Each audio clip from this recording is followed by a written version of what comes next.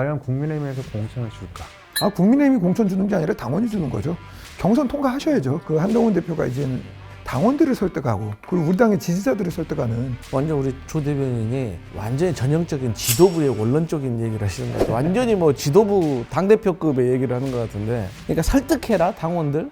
사실 그거는 좀 공허하고 무책임해요. 학습 효과가 떨어지는 것 같아요. 민주당이 검찰 개입 논란인데 추미애 전 법무부 장관이잖아요. 그걸 통해서 누가 대통령이 됐습니까? 윤석열 대통령이라는 인물을 그 추미애 그 법사위원장이 키워준 거예요. 도대체 이번엔 누구를 갖다가 대통령 후보로 만들어주려고 이렇게 애를 쓰는 건지 저는 모르겠고요. 앞에서 하는 얘기보다 뒤에서 하는 얘기가 더 솔직하고 재밌다. 법정모도 커튼콜 시작합니다.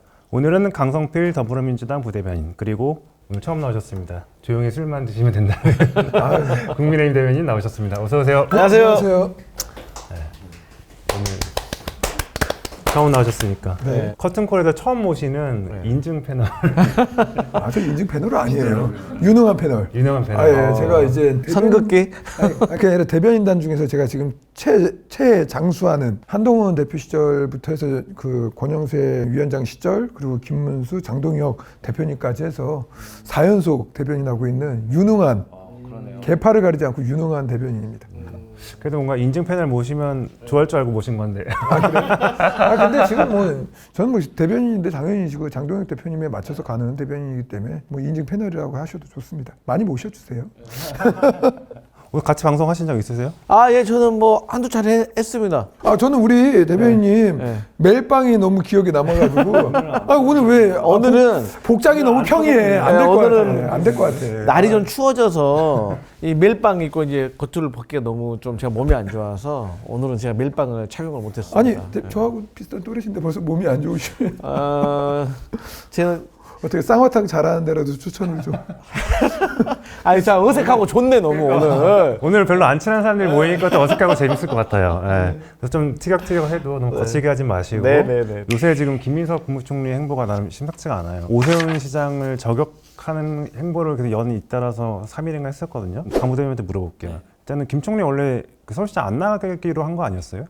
사실 김민석 총리는 서울시장보다는 저는 총리직을 잘 수행을 하다가 나중에 지방선거가 승리하고 나서 그때 당대표에 출마하지 않을까라고 저는 지금도 믿고 있어요. 뭐 지금 정청래 당대표도 그렇고 김민석 총리도 그렇고 사실 정치적 종착역은 최종 목표는 대통령이 되고 싶은 거잖아요. 그러면 다음 대권을 준비하기 위해서는 이번 총선의 공천권이 상당히 중요하기 때문에 저는 김민석 총리도 서울시장을 간다? 이거는 대권을 한번 쉬어가겠다라고 평가할 수도 있는 것이기 때문에 저는 지금도 김민석 총리는 서울시장보다는 향후 당권을 조금 도전하지 않을까? 그러니까 본인이 그동안 라디오 이렇게 나올 때 보면은 이제 안 나가는 쪽으로 얘기했고 어제도 직원들한테 이제 그렇게 얘기를 했대요. 네, 근데, 맞아요. 근데 나가지도 않을 거면서 계속 대놓고 오세훈 시장 때리니까 사실은 국힘 기분 나쁠 것 같은데. 아니, 나가죠. 민주당 왜 그런다고 봐요? 나가죠. 나갈 마음이 있죠. 정치인한테 안 나간다는 절대 없습니다. 왜냐하면 이게 지금 서울시장 같은 경우 그 당대표보다 더 중요한 부분이 다음번 대선 이제 이재명 대통령이 중간에 내려오지 않는 이상 대선하고 맞물려요. 서울시장 임기가. 그 서울시장의 임기라는 것들, 그리고 서울시장이 갖고 있는 상징성, 그리고 자신의 지지율이 받쳐주고 당선 가능성이 있으면 충분히 나간다라고 보고 있고, 영등포를 지금 지역으로 하고 있지 않습니까?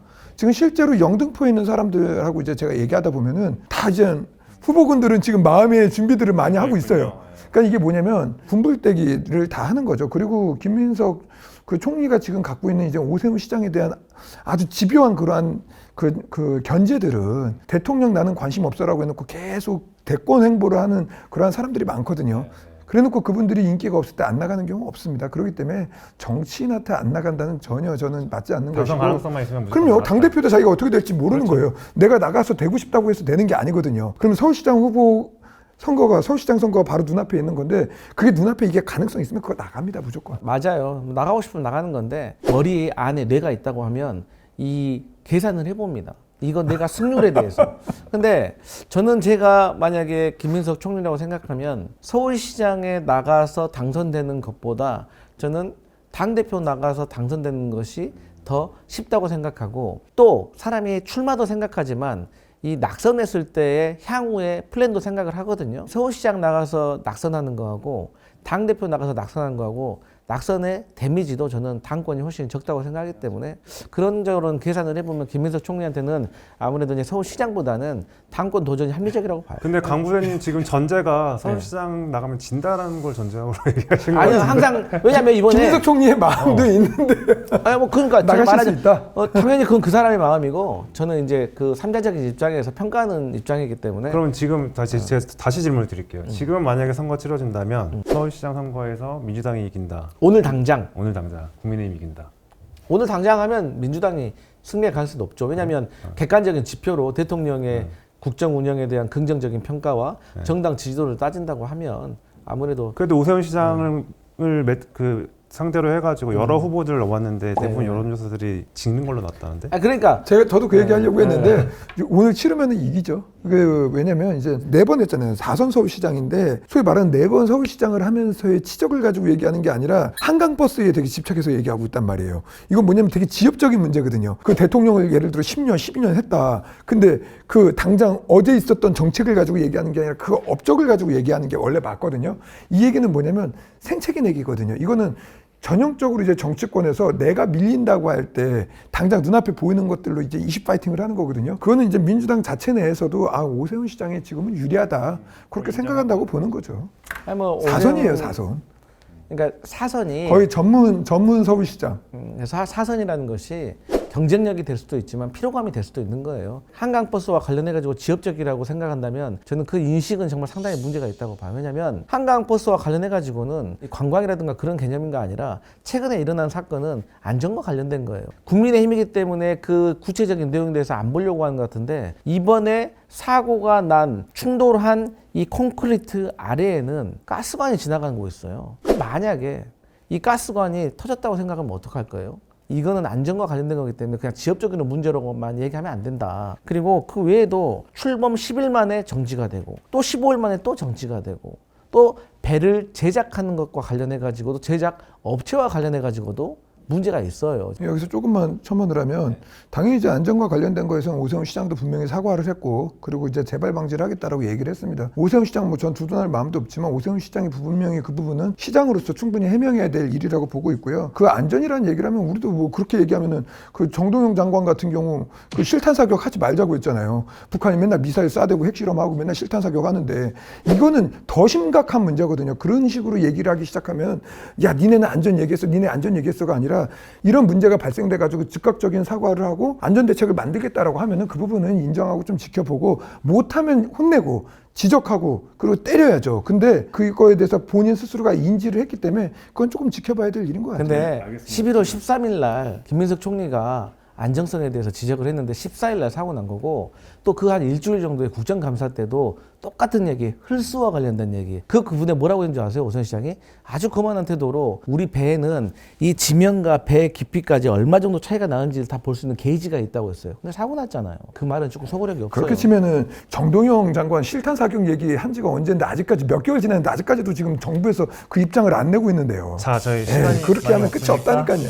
다음 주제로 넘어가겠습니다. 장동혁 대표가 이제 모두를 끌어안겠다고 하면서 논란이 좀 되고 있어요. 그러니까 모든 우파 연대를 얘기하는 것 같은데 한동훈 전 대표는 뺀 것 같고 이게 어디까지예요? 대변인도 좀 여쭤보고 싶어요. 한동훈 대표도 빼지 않습니다. 기본적으로 장동영 대표의 관점은 당내 이제 다양한 목소리는 이제 존중한다는 건데 핵심은 이제 야당으로서 여당과의 싸움이 집중하는 게 아니라 야당 내부의 싸움이 집중하는 거에 대한 문제를 삼는 거거든요. 대여 투쟁을 할 때 단일 대우에 이제 동참을 하라는 거지 단일 대우가 아니라 여러 대우에 이제 갖게 돼서 싸울 경우 지금 대통령 같은 경우 아직까지는 초창기잖아요. 그렇기 때문에 더욱더 야권은 단일 대우로 싸워야 되는 부분이라서 내부의 이제 이견 같은 경우는 굳이 표출할 필요 없이 내부적으로 해결해야 되는데 거기에 집중하지 말라. 그런 차원이시지 한동훈 그 대표를 무조건 배제한다는 차원은 아닙니다. 근데 그게 이제 가장 좀 민감한 것 중에 하나가 단계 문제였잖아요. 단계 조사는 계속 진행시키겠다고 얘기하니까 여전히 한동훈 전 대표는 배제하는 게 아닌가 이런 생각을 사람들이 하는 거거든요. 당원 당원 게시판 논란을 가지고 징계를 한다던가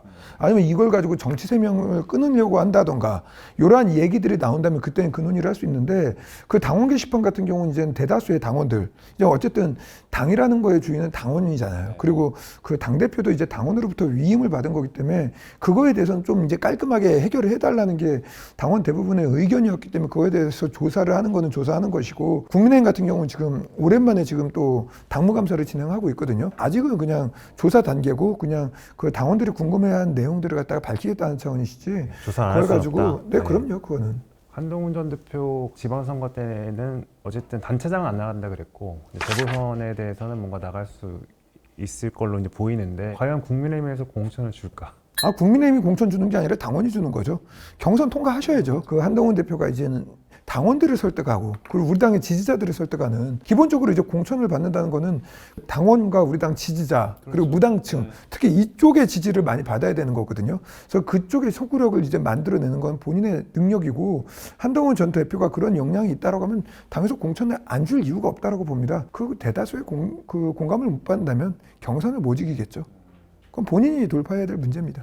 완전 우리 조 대변인이 완전히 전형적인 지도부의 원론적인 얘기를 하시는 것 같아요. 완전히 뭐 지도부 당대표급의 얘기를 하는 것 같은데 그러니까 설득해라 당원들 사실 그거는 좀 공허하고 무책임해요. 지도부에서 느꼈을 때 설득 못했는데 그러면 어쩔 거야. 뭐 그렇게 네. 책임을 그 돌릴 수가 전형적인 지도부의 이제 권리 행사죠 일종의. 근데 이제 물론 제가 객관적인 입장에서 봤을 때 국민의힘에는 배신자 계보가 있습니다. 근데 그 중에 첫 번째가 원조가 유승민 전 의원, 그 다음에 이준석 전 대표, 그리고 최신 버전이 이제 한동훈 전 대표예요. 그런데 이제 유승민 전 의원 같은 경우는 이제 시간이 많이 흘렀고 이제 새로운 배신자들이 생기다 보니까 좀 많이 희석된 경우도 있어요. 근데 너무 이제 정치 일선에서 멀어져 버린 것 같고 이준석 같은 경우는 많이 배신자였는데 죽도록 싸우다가 어쨌든 이번에 대통령 선거를 기점으로 어느 정도 당내에 이준석도 끌어안아야 된다라는 컨센서스는 좀 이루어진 것 같아요. 근데 이제 한동훈과 관련해가지고는 이제 여전히 진행 중인 것 같아요. 이제 적극 지지층에서는 이제 한동훈에 대한 분노는 절정으로 가고 있는 관계이기 때문에 한동훈 전 대표가 당원을 설득해서 경선을 통과해서 공천을 받는 것은 쉬워 보이지는 않는다. 그러면 정말로 장동혁 지도부가 좀 큰 정치하고 중도도 바라보고 확장적인 정치를 한다고 하면 한동훈 전 대표가에게 맞는 적당한 어떤 지역의 공천은 줄 수가 있는데 지금의 하는 과정들을 봤을 때는 절대로 그러지 않을 것 같은 게 사실 당에서는 당무감사위원회가 검사의 역할을 하고 이 윤리위원회는 판사의 역할을 해요. 그래서 기소를 할 겁니다. 근데 이제 윤리위의 여상원 위원장이 임기를 2달 놔두고 사퇴를 한다고 하더라고요. 그럼 이제 판사를 교체한다는 거거든요. 그러면 이러한 과정들이 과연 우리 조 대변인께서는 당원들이 많이 궁금해한다고 하고 있어요. 저도 궁금해요, 사실. 그런데 얼마나 국민의힘 당원들은 궁금하겠어요.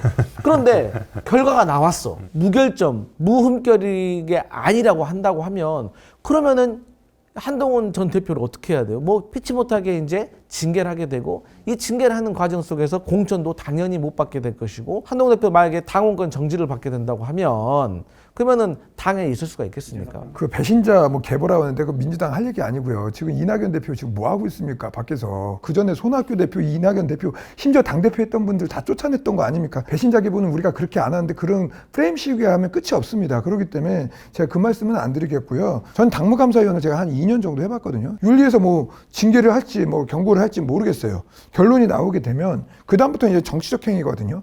그 국민의힘 같은 경우 홍준표 전 대표가 그 대선을 나왔어요. 그럴 수 있었던 이유가 시너지 효과를 내는데 홍준표 대표가 필요하다. 당 지도부에서 징계를 면소해 준 적이 있습니다. 그걸 통해서 본인이 후보가 된 적이 있거든요. 그렇다면 한동훈 대표를 끌어안는 게 지선에 도움이 된다라고 하면 공정한 경선을 할 수 있는 기회를 줄 것이고 여러 가지 가점들이 있습니다. 당대표 하면 몇 점의 가산점이 있고 뭐 그리고 뭐 여론은 뭐고 이런 것들이 있는데 그런 것들을 기반으로 해서 저는 경선에 붙일지 단수를 줄지 모르겠지만 한동훈 대표가 우리 당의 시너지 효과에 분명히 영향을 줄 수 있다라는 걸 갖다가 앞으로 선거에 임박하면 임박할수록 나타날 거라고 봅니다. 그렇기 때문에 그런 부분들을 벌써 예단할 수는 없고 우리가 한동훈 대표는 무조건 배제다. 이렇게 하는 쪽은 아니니까 좀 지켜보시죠. 알겠습니다. 아직 6개월이 남았기 때문에 또 무슨 일이 어떻게 생길지 몰라요. 지금 조 대변인이 말씀하시면서 당의 주인은 당원이다 이 말씀하시니까 또 생각나는 게 이제 정청래 대표가 계속 강조하는 게 당원 주권주의잖아요. 근데 며칠 전, 그러니까 이달 초였죠. 그 이제 초선 의원들 대상으로 강의에서 이제 딴지일보 딴게이세요? 강부대도? 아니요. 딴게는 아니세요? 네. 어쨌든 딴지일보에 대해서 바로미터에서 민심을 보는 척도라고 해서 논란이 되던데 그렇게 생각하세요? 일단 그 정청래 대표의 발언에 대해서 제가 이제 오해 없이 이제 제가 받은 일감으로 설명을 드리자고 하면 일단 정치인이 당연히 이제 당신과 민심에 대해서 예민하게 청취를 해야 된다는 것은 누구나 부인할 수 없는 역할이고 의무라고 생각을 해요. 근데 이제 국회의원이라는 사람들이 뭐 물론 지역구 활동을 열심히 하시는 분도 있지만 만날 수 있는 사람이 한정적이잖아요. 그럼 포괄적인 당원의 마음을 어디에서 확인할 수 있는가? 그건 아무래도 당원들이 많이 의견을 내고 소통을 하는 공간에 가서 확인하는 것이 맞겠죠. 그런 차원에서 뭐 딴지일보가 됐든 김어준 씨가 운영하고 있는 유튜브 매체가 됐든 여기가 당원들이 많이 모여 있다는 것은 객관적인 지표로 우리가 확인할 수가 있어요. 그렇기 때문에 이 정치인이 들어가서 어떤 내용이 오가고 있고 어떤 말이 오가고 있는지에 대해서 살펴볼 필요는 있다. 하지만 정청래 대표가 됐든 초선 의원이 됐든 저도 마찬가지로 과몰입하면 안 되죠. 과몰입하면 우리가 이제 잘못된 판단을 할 수 있기 때문에 참고 자료는 쓸 수가 있다. 자주 들어가시겠네. 게시판은 들어가지 않습니다. 그 정도로 거기까지 볼 여력이 없어요. 제가 볼 게 너무 많아가지고. 그리고 저는 아시는지 모르겠지만 저는 기본적으로 유튜브도 그 언론사에서 운영하는 유튜브 아니면 저는 안 보려고 합니다. 그 너무나도 확인되지 않은 팩트들을 팩트인 것처럼 얘기를 하기 때문에 메모리가 될 것 같아서 안 보려고 노력해요. 그거 딱 이거 하면은 공격 좀 받으시겠는데. 저 같은 경우는 당원과 이제 뭐 딴지 김어준은 별개의 문제인 것 같아요. 그건 보수도 마찬가지거든요. 그래서 이제 당원이라면 진짜 우리 당에 입당을 하고 이제 당비도 내고 이런 분들의 목소리인 거고, 그리고 이제 강성 우파다, 강성 좌파다 이런 분들의 목소리는 또 별개의 목소리거든요. 그래서 기본적으로 당 대표는 당원들의 목소리를 기본적으로 가야 된다라고 생각을 하고 있고, 그래서 우리 당도 이제 정청래 대표가 당원 주권주의 뭐 이런 거 말씀하실 때 논평을 한 번도 안 때렸어요. 왜 그러냐면 그게 맞는 말이니까. 근데 이제 거기에 이제 딴지나 이제 김어준까지 가는 건 좀 별개의 문제죠. 그런 거는 좀 과도하게 간 것이다. 마지막 주제인데 이제 어쨌든 이제 항소포기 얘기 아까 그 이후에 민주당에서 이제 검사도 파면이 가능하게 이제 법을 개정을 안을 내놓기로 했잖아요. 정말 개정하는 거죠? 일단. 그러니까 이제 당내에 검사들을 징계해야 된다라는 것은 대부분의 기류예요.